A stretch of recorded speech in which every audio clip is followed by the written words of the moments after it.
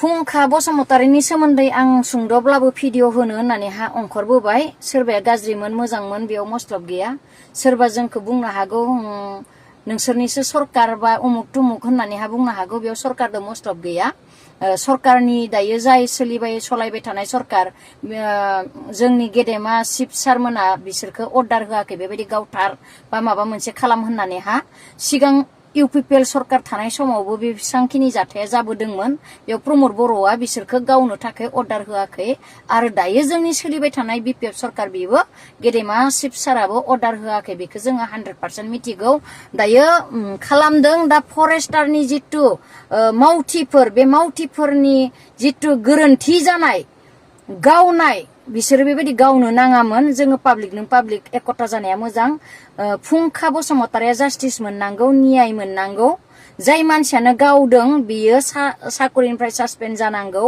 सोरनि आखाइनि गाना बेरदों, सोरनि गाननि गुलिया बेरदों हाबदों बे फुंखानि खर'आव बिखौ इसेब्लाबो बिजिरनांगौ आरो। मानोना दिनै गावदाव गाबोन गावदाव बेबायदिनो इदि सासे जोंनि बर'नि फिसा बर' बिमानि गोरबोनि डायमन्ड पाथर बेफोरो बेबायदिनो साफा साफा गोमालांदों। बेवखायनो जोंफोरो खौसे जानाया एकता जानाया मोजां। फुंखाया सिखावानो जाबाय, बंफां सिखावानो जाबाय, फरेस्ट डिपार्टमेन्टनि माबा मोनसे बुस्थुआनो खावदों जाहैबाय। खावदोंब्लाबो बेबायदि गावथारनो नाङामोन। गावनो थाखाय आथिङाव गावब्लाबो गावनो हायोमोन बा बिखौ हमनानै माबा मोनसे खालामनानै बिखौ थानासिम लाना फैनो हायोमोन। जोंनिथिंबो फरेस्टारफोरा हमोब्लाबो जोंनिया बेबायदि गावा हमनानै लांनानै गावसोरनि अफिसाव लांनानै इसोरो थानायावसो सम जायो बा मब्लाबा गावसोरनि अफिसाव लांनानै रायजोफोरा थांनानै आलुसना बिलुसनानि गेजेरजों थारमाने बेसांखिनि बरननो हायो आरो। दा फुंखा बसुमतारीखौबो आं बेबायदि खालामजानो लुगैदोंमोन आरो। जुदि बंफां सिखाव फुंखाया बंफां सिखावानो जाबाय बा माबा मोनसे खावबायानो जाबाय बेखौ हमनानैसो लाबोनांगौमोन आरो। लाबोनानै मा बिसार दङ गैया बेखौ सायनांगौमोन आरो। बेबायदि गावनो नाङामोन आरो।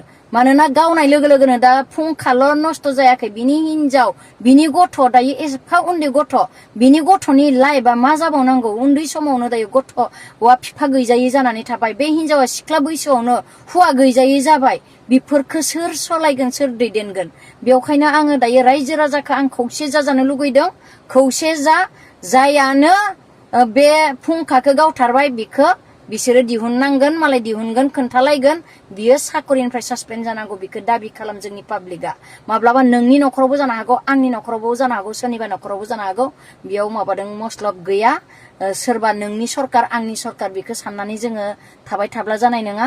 बेवखायनो नोंबो पाब्लिक आंबो पाब्लिक, जों पाब्लिकखौ रावबो खैफोद गोग्लैबा रावबो सिनाय मोनै जायो। बेवखायनो जोङो पाब्लिकजों पाब्लिक एकता जालायनाया मोजां।